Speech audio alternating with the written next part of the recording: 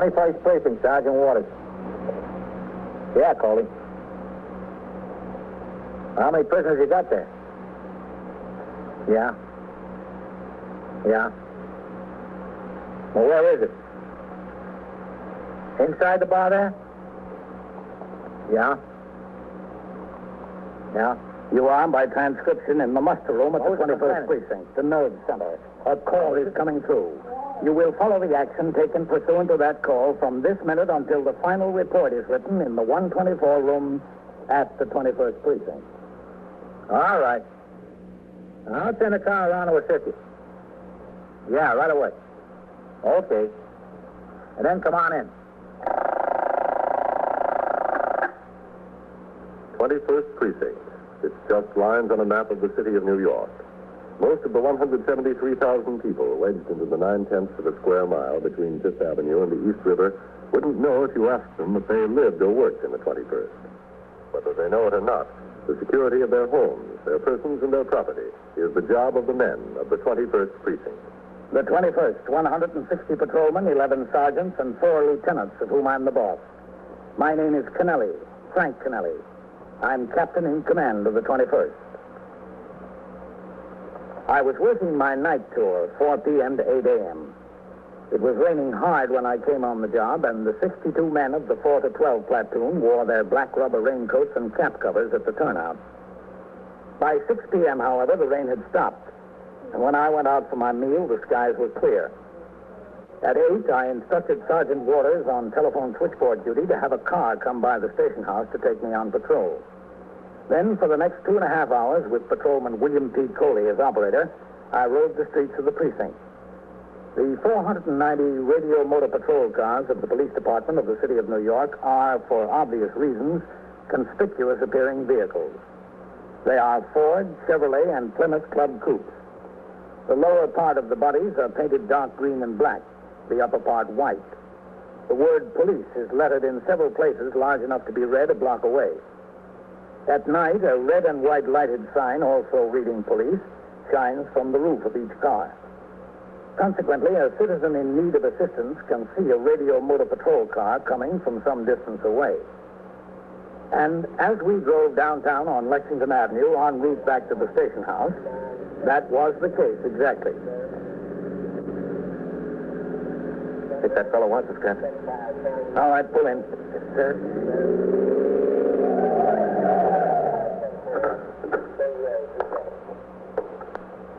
Boy, am I glad I saw you. What's the trouble? You see that bar there? Yep. Well, I was in there having a beer. See, I was just minding my own business, having a beer. And for no reason at all, I looked around. I just turned around. I'm sitting at the bar, And there in the booth is this fellow and this girl. Why, I thought he looked familiar to me, so I took another look. Yeah? You know who he is? He's the guy who held me up 3 weeks ago. How do you like that? How's your awareness? On the job. I'm the station agent for the independent subway. He come in, he stuck me up. You sure it was him? Same identical fella, I swear it. Was he still in the bar? Oh, yeah. Yeah, he's in there. I wanted to get out as fast as I could before he recognized me. I thought I would see a cop on the street or something. I didn't know what to do. I thought if I went to a phone someplace, he'd get out and get away, So I just thought it best to wait outside until somebody came along. And if he came out meantime, I was going to follow him, I'm glad to see you. I didn't want to go following him. When he robbed me, he had a gun this long. Suppose I followed him, he still had it on him, huh? What's your name? Perfect. Real perfect. Where is this subway station where you were robbed? 116th Street, 116th Street Station, the 8th Avenue line. When was it? 3 weeks ago, Thursday night. You live around here, Roy? Yeah, over there, 2nd Avenue. All right. Let's go have a look. Coley? Yes, sir. Right with you, Captain. Well, I'm telling you, there ain't a station agent who's not going to breathe easier tonight. Know how many of us got stuck up the last couple of weeks already? Yes, I know. 11 of us. Hold it here. When I seen him, I started to shake, Then I kind of got my wits back about me.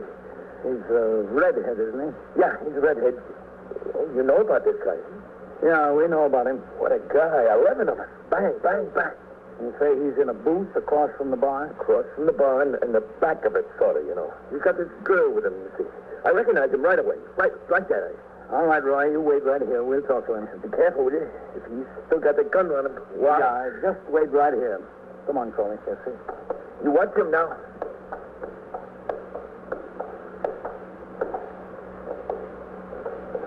All right, Coley. You keep your eyes open. I'll talk to him. Okay, Captain.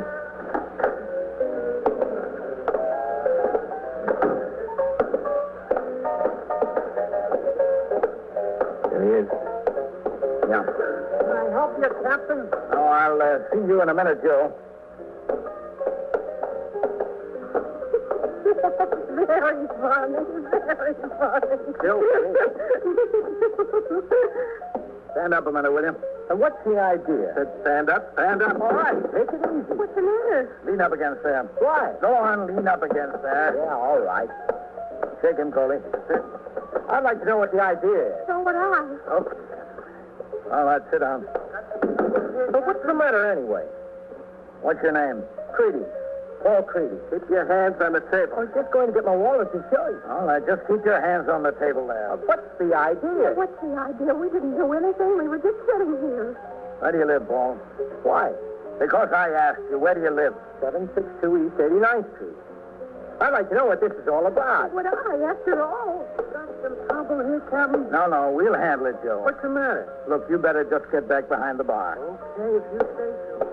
I'd like to know what this is all about. We've got some rights in this country, too, you know. Okay, honey, it's all right. Coley, go outside and get him. Get there right away. Get who? You working, Paul? Working? Sure, I'm working. Where do you work? At a leather goods factory downtown. What's the name of the company? Ravenscroft. Ravenscroft Leather Goods. Now, listen, now, fun is fun. What's this all about? You ever been arrested, Paul? Of course he hasn't. Have you? No, I haven't. What's your name? Her name is Louise Vanella. She's a friend of mine. We go out together. She lives across the street from me. Is there anything else you want to know? All right, Paul, take it easy. Why should I take it easy? You come around here throwing a lot of questions at me. Why should I take it easy? Because you're liable to have a lot more questions thrown at you. Here he is, Captain. That's him. That's the guy. I'm the guy what? You're the guy that stuck me up. You're out of your mind. It was me all It night. wasn't tonight. I didn't stick you up. All right, all right. You're lying about it. Okay, cut it out. He's crazy. I'm not All right. crazy. Quiet now. He didn't stick anybody up. Listen, when was this supposed to have happened? About 3 weeks ago, in the 116th Street station of the 8th Avenue line. He's out of his mind. Yeah, well, we'll see if I am. Listen, let's go get this straightened out. I want it straightened out. That's what we're going to do, Paul. Right now.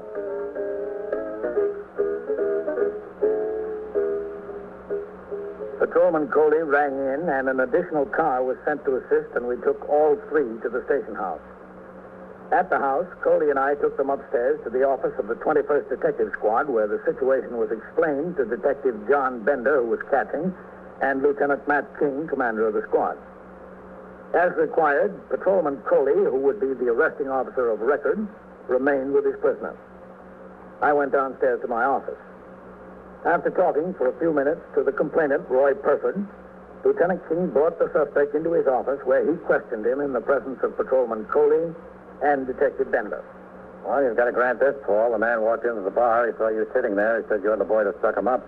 Must be something to it. Well, he said it. There's something to that. Maybe he believes it. I don't know. But it wasn't me. Paul, in the last month, there have been 11 station agents held up in Manhattan alone. That doesn't make me the guy. I know it doesn't. But I want you to listen to this. What?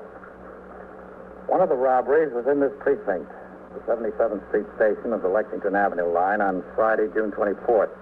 This is when the squeal made out by the detective investigated the case. At 11:18, a lone man walked up to the change booth and asked directions as to how to get to Times Square. Station agent told him. The man then pulled a nickel-plated revolver from his pocket and robbed the station agent of $53.40. What's that got to do with me? The station agent described the man like this. 24 years old, 5 feet 9 inches, 150 to 60 pounds, light complexion, blue eyes, medium build, and red hair. Sure sounds like he was talking about you, doesn't it, Paul? Well, I'm not the only guy in New York with red hair. He was one. This fellow Roy Pierford, who saw you in the bar tonight. He gave the detectives up there in the 28th squad almost an identical description. He identified you in person. Well, that don't mean a thing. Means a lot to me, Paul. From the description, it appears the same man who was involved in the other 9 cases. Well, why don't you find him? Paul, the opinion appears to be pretty widespread that we've got him. It's not true. I didn't do it. All right. Maybe we'll find out if you didn't. But I'm telling you, if you did, you might as well let me know about it right now. Because you'll just be wasting a lot of your time and a lot of mine. I didn't. You told Captain Kennelly that you were employed by the Ravenscroft Leather Goods Company. That's right. What do you do there? I work on a stamping machine. Work steady? Yeah, sure. How long you been there? Since around February. What do you make a week? Well, that depends on the overtime. On the average, say. Oh, around $80, $75. What time do you get in the morning? Like 8 o'clock. What time you through? 4, unless it's overtime. You live at 762 East 89th Street. Yeah. Who do you live there with? My mother, my brother, and my sister. Where's your father? Oh, that's what we'd like to know. Bender, move that ashtray over so you can use it. Yes, sir. Thanks. Is that all right? Are your brother and sister younger or older? No, she's older. He's younger. Do they work? My sister does. She works for the city. My brother's in high school still. He works a little bit, odd jobs. How old is he? 18. What color hair does he have? Red, too? No. He's darker. Brown like yours. Mm-hmm. Who's this girl you were with tonight? Louise Vanilla. Yeah, I know that. I mean, you see her much? Yeah, I see her a lot. We're thinking about getting married. Oh, are you? Yeah. When? We don't know yet. We've got a few problems we've got to work on. Yeah, don't we all? How long have you been going with her? Oh, I don't know. 3 or 4 months. Ever been in trouble, Paul? What do you mean, trouble? Ever been arrested? No. Never? No? Never had any trouble with the cops? Not even when you were kids? Kid stuff? No, never. Well, let's see now. There were 11 of these robberies. Let's just talk about 2 of them for a minute. The 2 we know most about so far. I don't know anything about any of them. I mean us. We here. Now, we know about the one in the 116th Street station of the 8th Avenue line because Mr. Pierford saw you in the bar and identified you. He's crazy about Yeah, that. but he identified you. That was on June 16th, Thursday night. Now, we know about the one that was here in this precinct. That was on June 24th, Friday night. You got any idea where you were either of those 2 nights? Not at the moment. I got to think about it. I just can't remember back when I wasn't doing anything in particular that I know of. Well, could have been with your girl, couldn't you? Louise? Oh, yeah, sure, I could have. I might have, but I don't know. How should I know? I can't remember specifically. All right, could have been home. I could have, yeah. I don't know. I don't remember that far back. How do you expect me to remember where I was a month ago almost? I had no reason to remember. All right, you could have been putting a gun on those station agents. Well, that I wasn't. You'd have remembered that. If I did them, I would have remembered. I didn't do them. I'll tell you what, Paul. I'll agree with you that there's lots of redheads in New York. Sure are. And I'll agree with you that Mr. Pierford, the fellow at the 116th Street station, might have been mistaken. I know he was. I'll tell you what I've got in mind. We'll get the victim from the 77th Street subway station, the one in this precinct over here. See what he has to say. Well, that's not fair. You're not going to sit him down here and say one fellow said I was the guy. No, nothing like that. If he picks you, he's got to pick you out of the line. Oh, sure, and I'm the only redhead. How can he miss? He'll be loaded with redheads. Well, all right. That's fair enough. Good. Excuse me. Yeah. 21st Precinct, Sergeant Waters. Lieutenant King, Sergeant. Captain Kennelly around? Yes, sir, he's in his office. I'll ring in there. Okay. 21st Precinct, Captain Kennelly. Lieutenant King, Captain. Yes, Matt. If you have a minute, I'd like to talk to you. Okay, Matt, I'll be right up. I'll meet you at the head of the stairs, Captain, outside the squad room. All right. You sit in there, Paul. Crawley, stay with him. Yes, sir. Come on, Bender. Yes, sir. I'm not going to be here all night, am I? I hope not, Paul. Look, Bender. Yes, sir. There's 2 things I want you to do. I want you to check his name through BCI for any previous record. Okay. And I want you to see if you can locate the victim of the robbery in this precinct and get him over here. Yes. Oh, Yes, sir? Tell Goldman I said to ride over to the boy's house. I want him to take a look through his things, see if he's got that gun around there or any other evidence. Okay, Lieutenant. Get on it. Yes, sir, right away. Listen, excuse me. Yes, Mr. Pierford? How long will I have to wait around here, do you know? I was just supposed to be going down for a paper, and I stopped in for that beer. My wife will have a fit. Oh, why don't you telephone and let her know you're here? Well, we don't have any phones. I could have the desk officer send a policeman around to notify Oh, her. no, don't do that. She wouldn't know what to think. She's got some vivid imagination.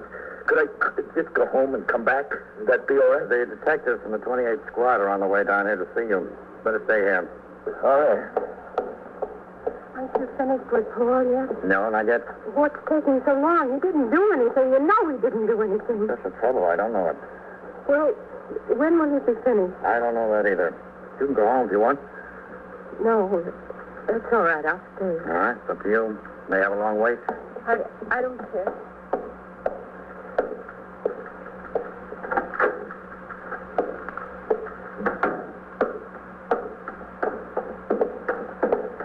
Well, thanks for coming up, Captain. It's all right, man. Well, how does it look? Well, he continues to deny he's the one. Yeah. I'm getting the victim from the robbery in this precinct over here. We'll have a lineup. Good. I need some help on the lineup, Captain. We'll get to it about midnight.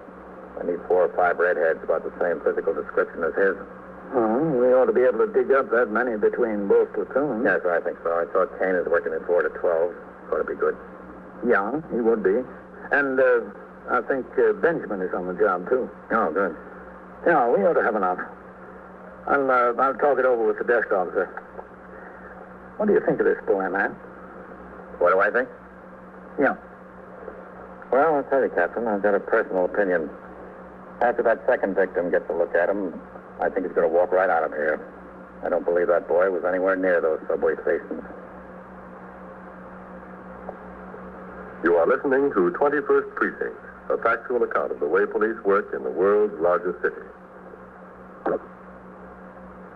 After I spoke to Lieutenant Gorman, the desk officer, I rang upstairs and told Lieutenant King we had 5 patrolmen, all red-haired, who approximated the same general physical description as the suspect. I suggested that the proposed lineup be held as close to midnight as possible in order that those men who were on the job would lose as little time from patrol as practical, and those men off duty would be required to spend a minimum of their own time. He agreed, provided, of course, that the victim could be located and brought to the station house by then. In a criminal case, identification by the victim of the suspect is generally the most important piece of evidence. Consequently, procedure calls for exactitude in conducting a lineup. The process of identification is usually the prime target of attack by the defense attorney, and any irregularity that can be shown makes a deep impression on the jury in favor of the defendant. At 11:25 p.m., Lieutenant King informed me that Detective Bender had located the victim at his home in Washington Heights and was driving him to the station house. The men from the patrol force who were to participate in the lineup were instructed to report to Lieutenant King in their civilian clothes. At midnight, I turned out the platoon, and after the men marched out the front door to take over their posts, I started across the muster room toward my office. Captain? Oh, hello, Bender. Captain, this is Mr. Louis Wolfschmidt, Captain Kennelly. Captain. How do you do, Mr. Wolfschmidt? He's the victim in that robbery we had in this precinct. I never thought you'd catch him. I never thought you would. Well, we don't know that it's him yet, Mr. Wolfschmidt. You're the one who's going to have to tell us that. Oh, don't you worry about that. I know him. I don't forget. I wonder if we could wait in your office until they're ready for Mr. Wolfschmidt upstairs, Captain. Sure, Bender. Help yourself. I'll go up and see how they're making out. Yes, sir. In here, Mr. Wolfschmidt. How long will it take, you know? Captain. Yes, Sergeant. I was just upstairs. We're about all set. All right, I'm going up there now. I left those cabaret inspection reports on your desk, Captain. You get a chance to look at them? No, not yet. I'll read them during the night. Yes, sir. Anything unusual in them? Just in that one I was telling you about, Captain. I told the manager we had another complaint about the entertainers fraternizing with the patrons. He said he'd watch it. And you make a stop in there tomorrow night, too, Sergeant. Yes, sir. Make sure he is watching it. All right, keep it down, you men. What do you think this is? Where's Lieutenant King? In his office, Captain. Well, haven't you gone home yet? No, I'm waiting for Paul. You could have a long wait. That's all right. I don't mind. Yes. Captain Kennelly. Come in, Captain. Bender brought the other victim in, Matt. He's waiting in my office. Yeah, I know. He rang up here, Captain. I told him to come upstairs and wait with him outside in the hall. Oh. What are you about set, Paul? Yes, I'm set. Let's get it over. All right.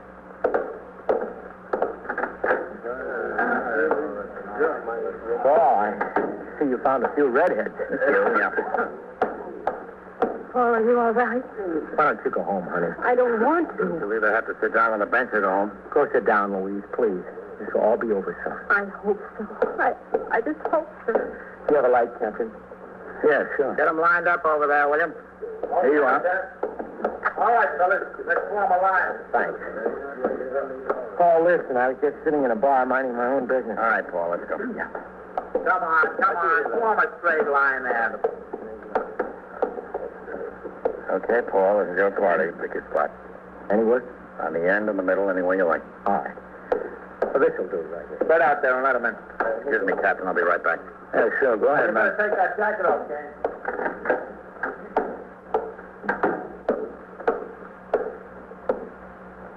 Hello, Bender. Lieutenant, this is Mr. Louis Wolfschmidt, Lieutenant King. Mr. Wolfschmidt. Hi, how are you? Wolfschmidt, do you think you can identify the man that held you up? Oh, yeah. You sure of it? Oh, I remember him. I remember what he looked like. I could do it. All right, well, let's try. You want to come in? Yeah. It was like yesterday that night. When we get in there, I'll tell you how we work it. Go ahead, Mr. Wolfschmidt. Yeah, thank you.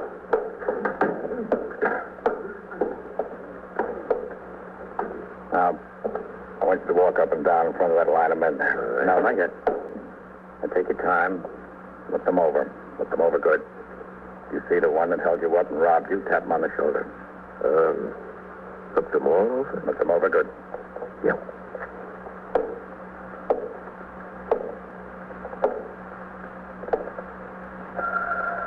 I got it.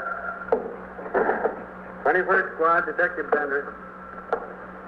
Yeah, think. Oh, yeah. Yeah. Yes, sir. Listen, send it. You want me to take another look? You think you need it? I'd like to hear that one talk. Which one?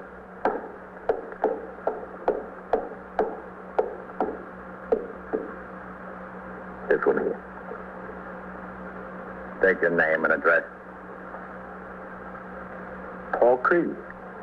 762 East 89? That's him. He's the one. Get out, It's a lie. It's a lousy frame. No frame up. Nobody told me nothing. The rest of you men are excused. Thank you very much. The whole thing is a lousy frame. You're the one. I can't help it. From beginning to end. Go in my office, Paul. Hey, Captain. Right with you, man. Wait a minute, Mr. Wolfschmidt. Yeah, sure. Lieutenant? Go ahead, Ed. It's a lousy frame up. That's what it is. Yes, Bender? Listen, Lieutenant, can I talk to you? All right, sit down, Paul. I didn't rob anybody. What do I have to do to prove it? I don't know, Paul. Okay, Bender, thanks. Yes. Well, Paul, looks like that was it, huh? That was nothing. It was a frame up. You got to hang it on somebody, so you picked me, that's all. Did I? Did I pick you to serve 2 years in Elmira Reformatory for grand larceny and felonious assault? True, isn't it? Yeah. It's true.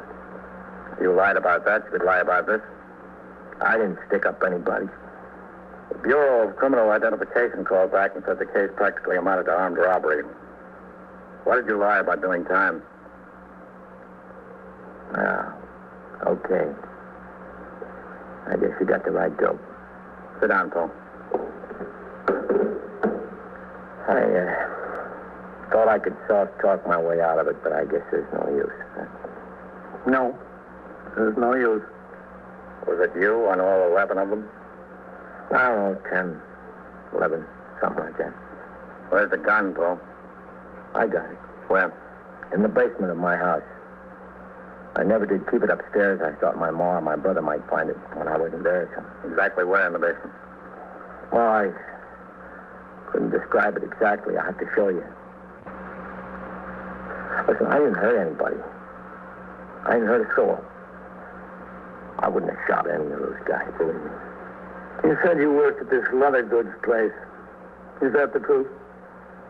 I did work there, but I got fired. There wasn't any money coming in, and I had to get it someplace, you know.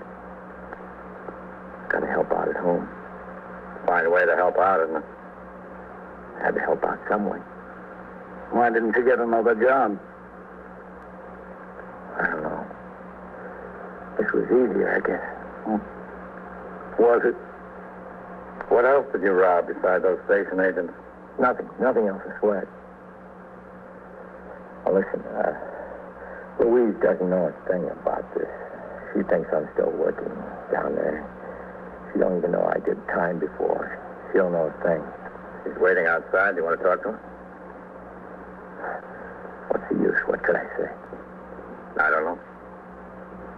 I don't want to talk to her. Well, that's up to you. I never should have gone into that bar tonight. That was my mistake. My big mistake. No, that wasn't your big mistake. What was? If you don't know, Paul, I can't help you.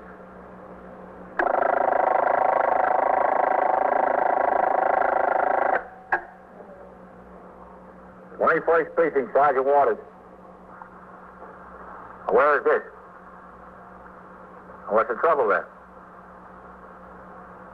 Well, how do you know? From what? Well, where is this? Where on East 81st Street? Who's this calling? What's your name? What? All right. You just wait right there for the officers. And so it goes. Yeah. Around the clock, through the week, every day, every year. A police precinct in the city of New York is a flesh and blood merry-go-round. Anyone can catch the brass ring, or the brass ring can catch anyone. 21st Precinct transcribed. A factual account of the way the police work in the world's largest city is presented with the official cooperation of the Patrolmen's Benevolent Association, an organization of more than 20,000 members of the Police Department, City of New York. Everett Sloan in the role of Captain Kennelly, Ken Lynch as Lieutenant King, Harold Stone as Sergeant Waters. Featured in tonight's cast were Eileen Palmer, Larry Haynes, Bill Zuckert, John Gibson, and Lawson Zerby. Written and produced by Stanley Ness. Art Hanna speaking.